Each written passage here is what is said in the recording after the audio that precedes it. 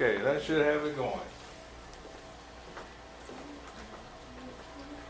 Remember yesterday on Brain Pop we did the words. What we're going to do is go over the descriptive writing we've been working on for a while, about laying it out. Yesterday we started reviewing different words, okay? What makes up a sentence? Who had that answer yesterday? How many minimum words does they make up a sentence? 3. Close. 2. 2. You gotta have a subject and an action.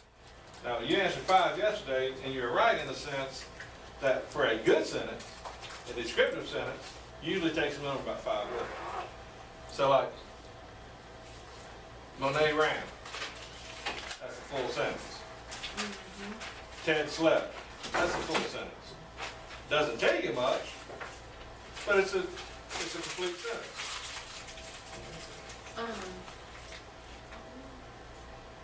Yeah. Mr. Newman, can you throw this away from me, please? Not right now. We'll do it after class. Okay. So what else is going to make that a strong sentence? Let's go with Ted slept. What's going to make a stronger sentence? More descriptive sentence. Ted slept at nighttime. Ted slept at nighttime. That's good. Ted slept during the day. Just the opposite of that. Ted slept on the park bench. Yeah. That's real good. Ted slept on the park bench. You can change it up to some too. We're at the park and Ted fell asleep. Yeah. Change it up, make it even more specific like that. Now, Sam, on your 5 sentences, tell me ones who make it real creative.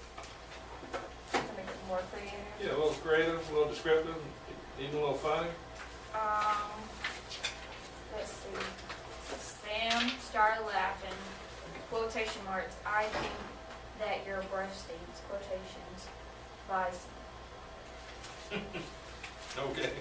Doesn't have anything to do with Ted sleeping, but yeah, that's a good sentence. That's a good sentence. She was right though. You said something about funny. She put in punctuation though, didn't she? The quotation mark. She put in the punctuation like she's supposed to, which is the next point we can get to. The punctuation. Okay. What does every sentence start with? A capitalization. Capital. Okay. What does every sentence end with? A period. punctuation. Yeah, punctuation. Punctuation. Remember yesterday on the silent mahogany, talk about different kinds of punctuations? If it's an interrogative, was it It's a fancy way of saying what? it's a question. Yeah, Oh. exactly. That's okay. Fancy way of saying question. If you see on the quiz you did, it says, how do you end an interrogative sentence? That's nothing but a fancy way of saying, how do you ask a question on paper? You put So the it ends with a mark. question mark. If you're excited about something, Exclamatory? exclamatory sentence with the exclamation point. Good. I need a pencil. Okay, I'll bring you one when we get started. And also, the last part of that in the review thing is the correct tense. What's it called for a period? That's just a declarative sentence. Declarative. Okay, so it's interrogative, exclamatory, declarative, and what else? Those are the 3 most common you're going to use. Okay. Declarative is just, if I just say, okay, like Ted slept, period. Period. Okay. Biggest mistake a lot of people make nowadays is on the tense of it. Right? Singular, plural. Plural. Singular. Singular is like singular is Tim Yeah, likes keep food. going. Tim likes food, right? But the plural is like we like food. Perfect. Yeah. Exactly. Exactly. Oh yeah. Tim likes food is singular. Likes. Put an S on the end of it. We like food. They like food. A plural is Tim, one. Ted, and Sam like food. Yeah, exactly. Plural is more than one. Okay. Any questions on those? On the basic sentence structure? No sir. The next part we're going to review on the posters you guys made. No one did the where poster. That's okay. We can fill that in. But what are some of the how words in a sentence? How? Bravely, Bravely. swiftly, gingerly. Okay. We can come back to ginger. How is like what this like the how words is what describes. Right. Go back to Ted sleeping on the park bench. Ted is sleeping on the park bench. It's sleep. No, How would you describe it there? Peacefully. Peacefully, that's a good one. Peacefully, if Ted snores loudly. What do you think, Dave? Almost anything that ends in ly. Almost anything that ends in ly is a how word, okay?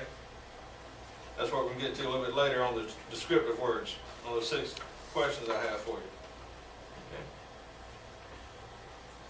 Picture words, Vivid, brightly, and glowing. okay? Now, you guys like to read books. Jaden and Anisha are always reading books. What keeps your attention in the book?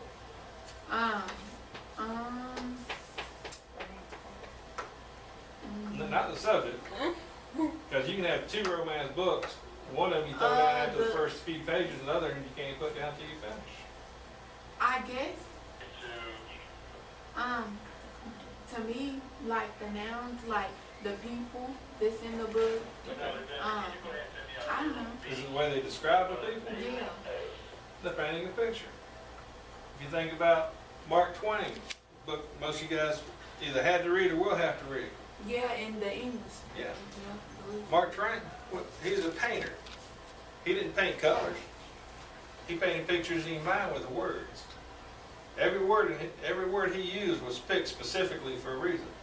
You can read a Mark Twain book, close your eyes, and picture yourself sailing on a raft down the Mississippi River. Okay. I read an interview he did one time, and that's exactly what he said. Sometimes he would labor over one sentence for days until he got it exactly the way where his thing was, yeah, one sentence for days. It's okay. I can do that. Not last night. Okay.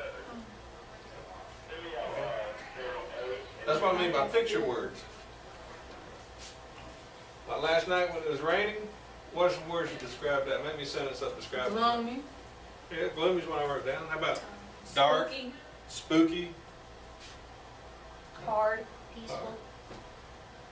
peaceful? A lot of people find it real peaceful. Not even serious. When I was a kid, what nice little raindrops put me right to sleep. We had a little- Some people find thunder and stuff threatening. Oh, they do find it real threatening. A lot of people are afraid of it. A lot of adults are afraid of storms for one reason or another. Okay. I know, like, I know with adult me, crying. I know with me, if it's raining, sometimes it's like, I can just hear music as, like, every time it drops, and it's like, that's why it's, like, so peaceful Yeah, for me, because it's exactly. like, you can find music within it. Exactly. A lot of people find it real peaceful. I said I did. Yeah, I open up that window in here and I fall asleep. Ooh. Now how about to catch someone's attention right off the bat if you do something unexpected when you're writing? Ain't Language that like foreshadowing when you like you know how the movies be like dun. Yeah, that's a good memory. We did that about 3 or 4 weeks ago. Talk about foreshadowing when we write to lead up to something. But like when Misty did hers on volcano, right? Well, when she opened it up with an exclamation, "Fuoco lava rosa!" That's The Spanish. Italian Oh, okay. scientist screamed. Well, Everybody's gonna say, "What the heck is that?" All it means, all that is, that's just it, Italian for fire red lava. But she put it in a different language. It sounds a little exotic and romantic, and that's gonna get people's attention to want to read the rest of that story. At least start reading it, right? That's what I mean by unexpected descriptions. Use language of the area. A lot of times you'll read a book and they'll switch back and forth. Or if a certain culture has a certain dialect, or a certain way they pronounce words. A lot of times writers, to get their point across, that you're talking to someone from Japan or talking to someone from Romania or wherever, they'll use their English words, but they'll write it in like a slang dialect. So you know it's a foreign speaker. What's some other things that can be unexpected when you open to start reading a story? Spanish words. Good. Foreign words, yeah. What else can you do? Just pictures. Yeah. Mariana, you got any idea? Like words that can like catch your attention. Exactly, words that catch your attention. Quoted letters. Mhm. Like we watched the video on, Like when they like, boom, like, you know, using them words that like, you're like, ooh, something happened. well, the video we watched on Haiti on the earthquake. That was informative, pretty dry. Mariah, you need to close that place. Pretty dry, right? I tried to find one that was exciting about the earthquake so you guys can learn about the earthquake, but I couldn't. So what could they have done to make that more exciting and get your attention? Instead of having, Sounds and You actual. can make sounds and then like showed us like what the earthquake actually does to like the city and town, like, you know, and show us like the inside of the volcano and stuff. And when it happened, it or was maybe, like, maybe, happening. yeah, exactly. Show more And sights and then- sounds, maybe start it off with like a dramatization. And then compare it to now. Right. So we, you know, because when you watch, like when people watch the news and stuff, and you see what's going on around you, you like, oh my gosh, really? You know, and so if they would have like kind of compared it to now, I think it would have caught our attention because we would have been like, oh my God, this earthquake, this volcano, this, you know. You're right, absolutely right. That would have caught your attention. If they started off with a family sleeping, and all of a sudden the house sort of, Yeah. they're running for their lives. You know, you hear around you loud, We'll loud be ready to boom, watch it. and you really don't know what you're watching yet. I just cut that on, and the first scene is someone sleeping peacefully, and all of a sudden things are falling down. They get running. You're gonna say, "Wow, what's that about?" You can pay closer attention to it. Okay. And that brings me to the descriptive word handout I gave you guys, second sheet. Okay.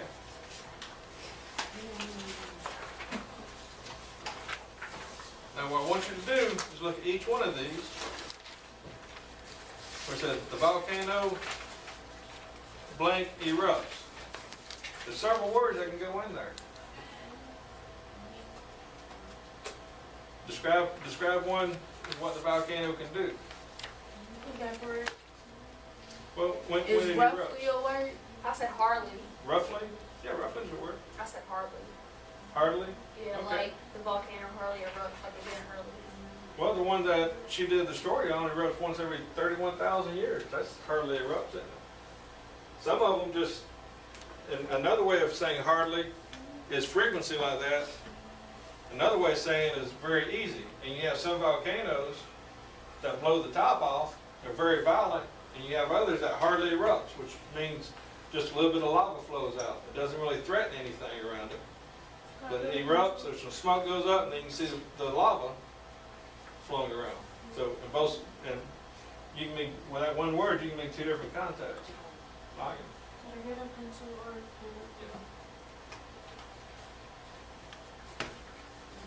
Miss Van, can you come here? Yeah. Do this.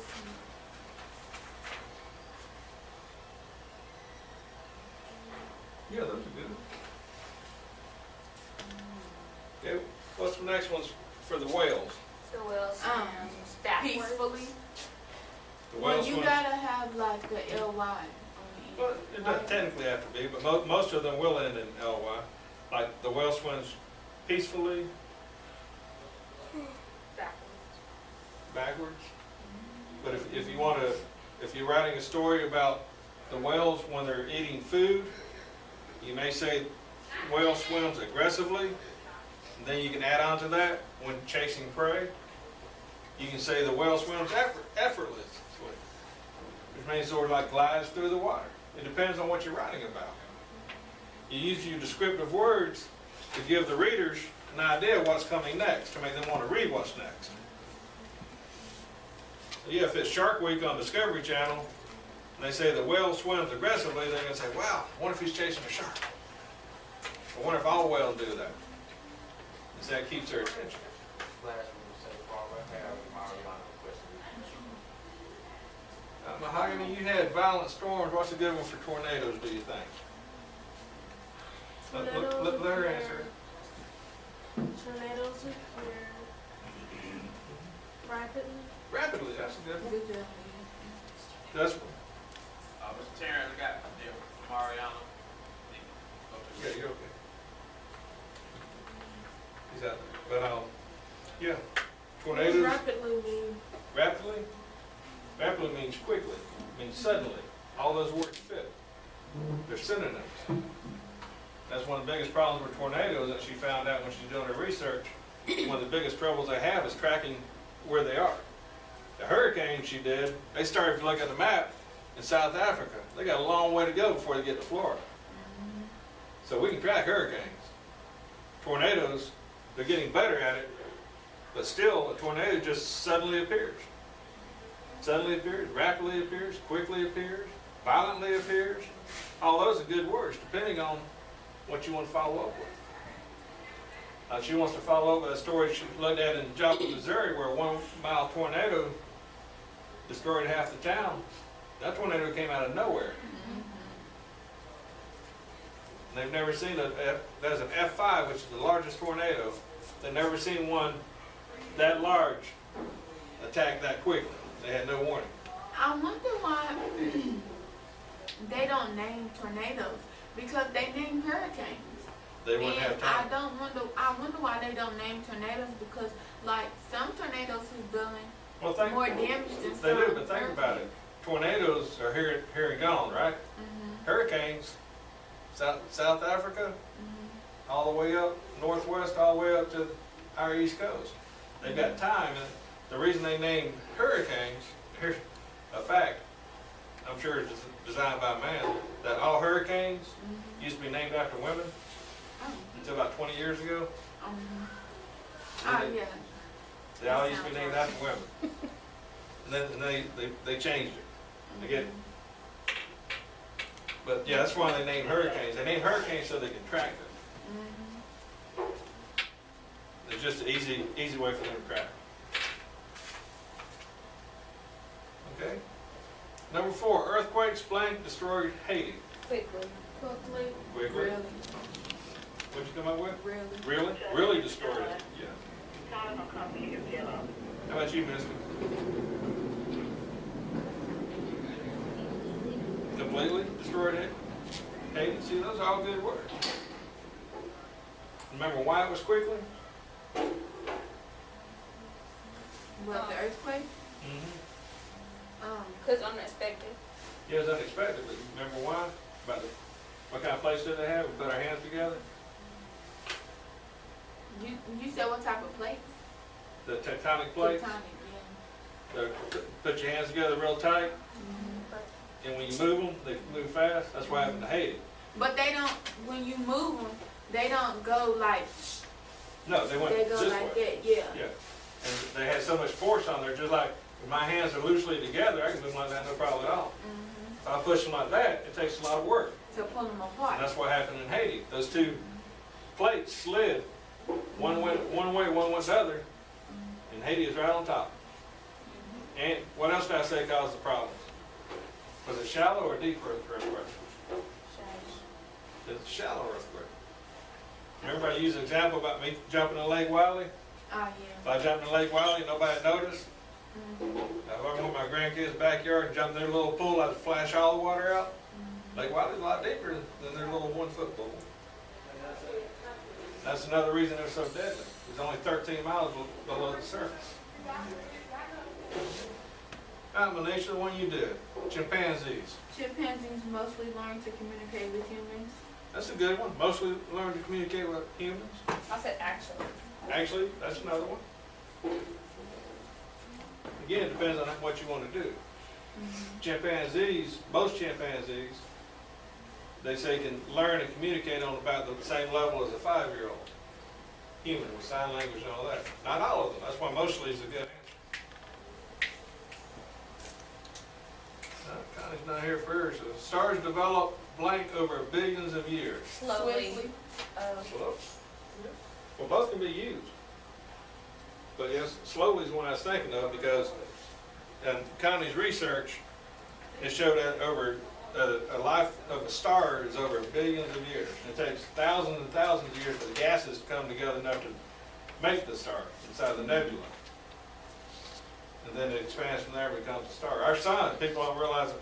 Our sun is stars. Our sun's nothing but a star. Stars, yeah. Nothing but one of many stars.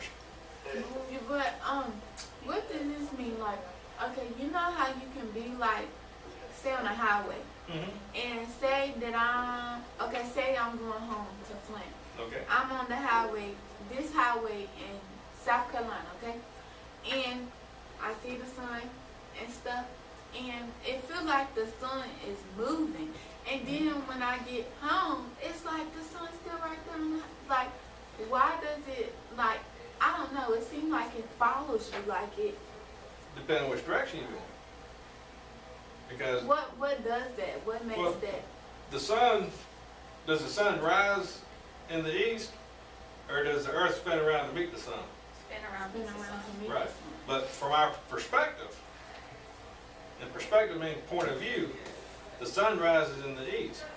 Now if you're going west, you just doing what, like when I'm on a motorcycle heading west, I'm chasing the sun, as they say. Because the farther west I go, the longer it takes for it to get nighttime, right? There's actually a place in Florida where a lot of people can watch the sunset twice.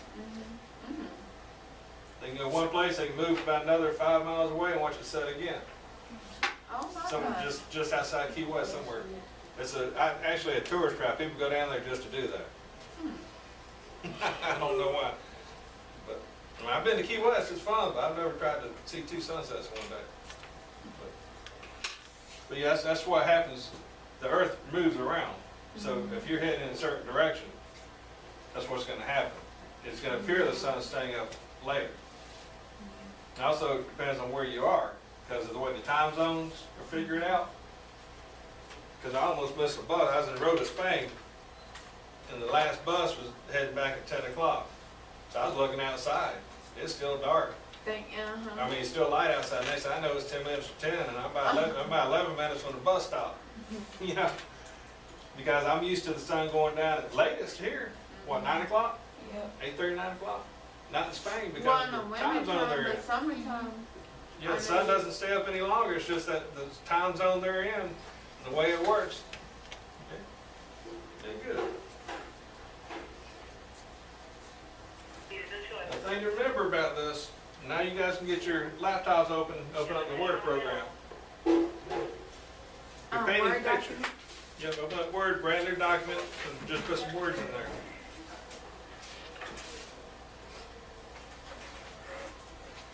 Remember I said Mark Twain, sometimes would spend a long time coming up with one sentence. Jane had a book she used called a thesaurus. Okay, gave you definition, what kind of words it is.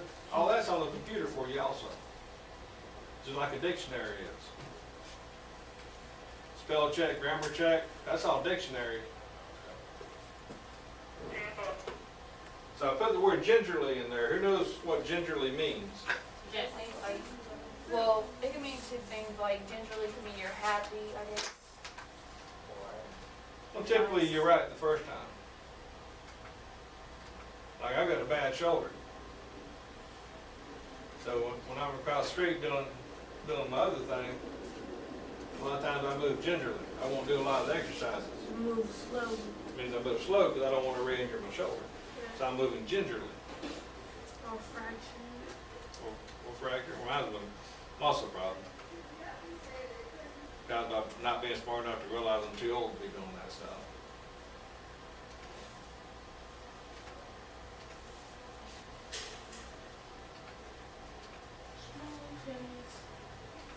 So let me know when you guys get the word and have it open. I'm on Word. Okay? Type in the word gingerly. Hey, stop. So on your paper, it's Gingerly. But type that in the box. Not just anywhere in the Word document, doesn't matter. How do you spell it? Gingerly. G-I-N.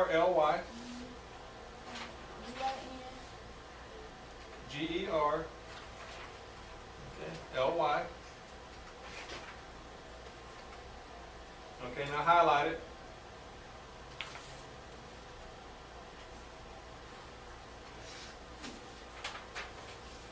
After you highlight it, go back to the top where it says File, Home, Insert, go over to where it says Review, which for most of you should be almost in the middle of the screen, just the word Review.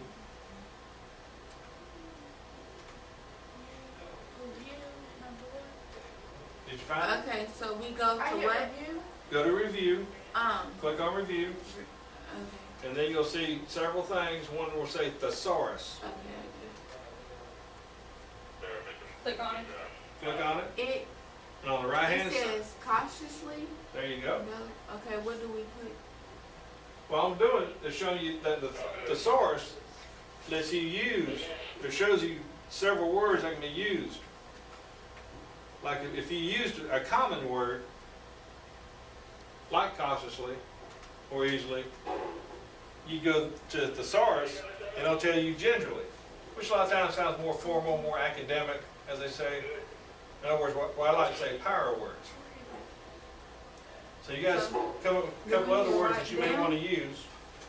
Do we need to write down like, No, I just wanted to make sure you guys know how to use the thesaurus, so when you smooth out your presentation. so we writing words down that, Yeah. like for our Like presentation? common words that you use, like need. Put need in there. N-E-E-D. Highlight it and go to thesaurus. See what words come up for need. That might be sound a little stronger. And what? Need. Need. N-E-E-D. Requirement, warrant. What are they, Jaden? I don't know how to read all of them. I It's just Well, know when- read the first one. Required. Right? Is that what you said? I'm just reading the ones I know how to read. Okay. Read one you know. That's fine. Requirement, warrant. Okay. basic, Requirement. plus, Okay. request, necessary, demand. Okay, that's a good one. Now, when you guys have jobs and you have to write a report to your boss, do you want to sound like you're maybe a step above everyone else? Yep. Do you want to say, I need 2 rigs? No. Or do you want to say more professionally, a requirement to complete this job is to get 2 rigs, to acquire 2 rigs, to purchase 2 rigs, whatever it takes. And your boss looks at that, that's going to put you a step above someone intellectually. That's why it's important to learn this. That's why I'm teaching you guys on using the thesaurus. Because when I went to school, we had the paperback kind, and unfortunately didn't even know how to use it. So it took me a long time to learn how to write on a professional / academic level. Why is my page like this? What's it look like? It's like, it's not like, it's not standing up straight like this. It's outward like this. You probably have a different orientation under landscape instead of on portrait. It doesn't matter. Because we're not saving these, it's just for you guys to learn. So think up a couple more words that you want to use in your specific presentation. I can think of one for you, Manisha. Right. And chimpanzee, if you say chimpanzee can speak, put in speak to see what words. It should be a word that comes up with a V in there. Because they don't, if you say chimpanzee speaks to other chimpanzees, What do I type in? the word speak, S-P-E-A-K. I got it. Because the way a lot of people think is if I said chimpanzee speak, they're going to say, oh, they can speak English, they can speak human language. But it doesn't actually mean that. There should be one with a V that comes up. Voice. Voice, how about, is the one that says I don't- vocalize? Vocals, I anything don't like that? know. Verbalize, Verbal is one for speech. but it's not vocalizing. Verbalize is one? Okay, it means the same thing. Changes. I got this should to Okay. this is No, well, the point I'm making is use that, Monisha. Chimpanzees verbalize what? Hmm? Finish the sentence. Chimpanzees verbalize. Their concerns. There you go. That's a good one. Chimpanzees verbalize their concerns. Now, they don't do it in human language. They do it in chimpanzee language. They verbalize their concerns to the troop, which is what the group of chimpanzees is called. They can actually speak to each other. Dolphins do the same thing. Whales do the same thing. They verbalize in their language to each other. So if you're writing that in a report, what would you rather do? Chimpanzees talk to each other? Chimpanzees speak? Or verbalize their concern? Verbalize whatever. There's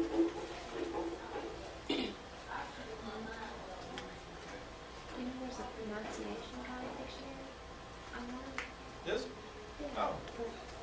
Okay. No, I didn't know that. Yeah. And Ms. Thompson just said there's a pronunciation dictionary, which I need a lot of times, on words. So we'll have to look that up later. That'll help all of us. I didn't know that.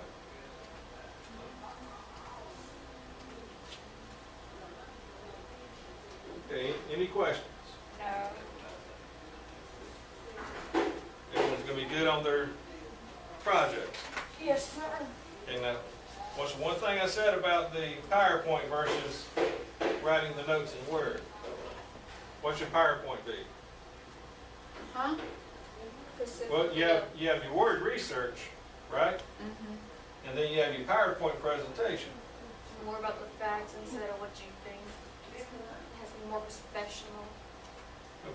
What we're going over right here is the descriptive writing, right? Because PowerPoint, what you have to do is have bullets. Some guys say only 2 to 3 bullets per page. The bullet is just one line. You need to be very descriptive. Because most of what they learn from the PowerPoint is going to be from what you're saying. So if you came out on yours and you actually said, Fruca lava rosa, Fertilizer frozen.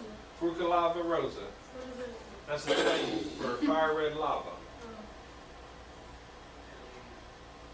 That's going to get their attention. If you put that on the screen next to a lava flow or an erupting volcano, to put some sound effects on it, that's going to get their attention.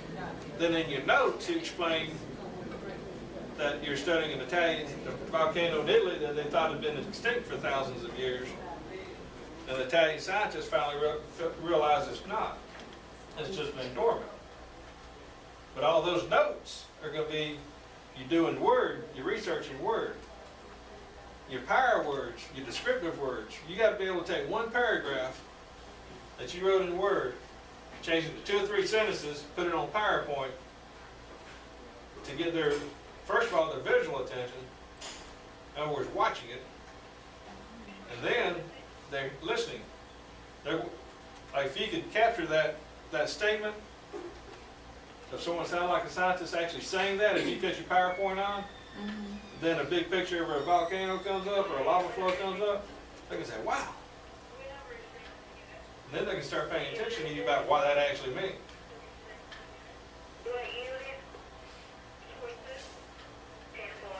So that's what we're doing the next period, is breaking that down.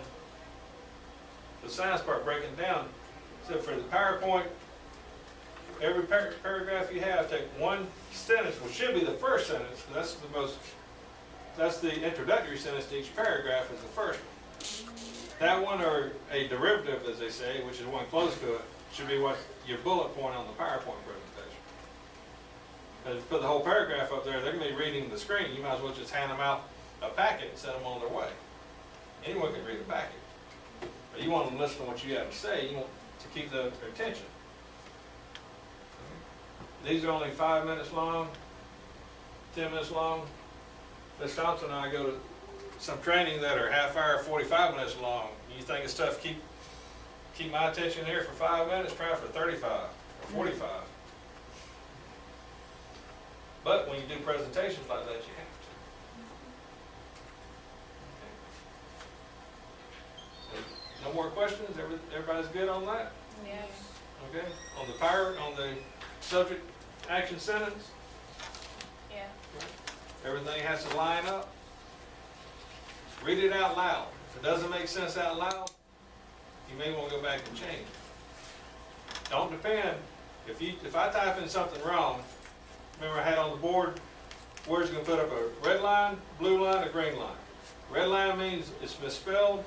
Green line means there's a grammar error. Blue line means there's something structurally wrong, like a space where there shouldn't be a space. something along those lines. Don't use that as a crutch. Don't let the computer tell you, because the computer's not always going to be right. I've typed several things, went back and everything was clear, no reds, no blues, no greens, but when I went back and proofread it, I found mistakes. So don't use, just because it's on a computer and it's got those assistants, remember that they're there to assist, not do it for you. No more questions? Everyone's good on that? Yes. Okay. Got this off. I'm gonna go fall out.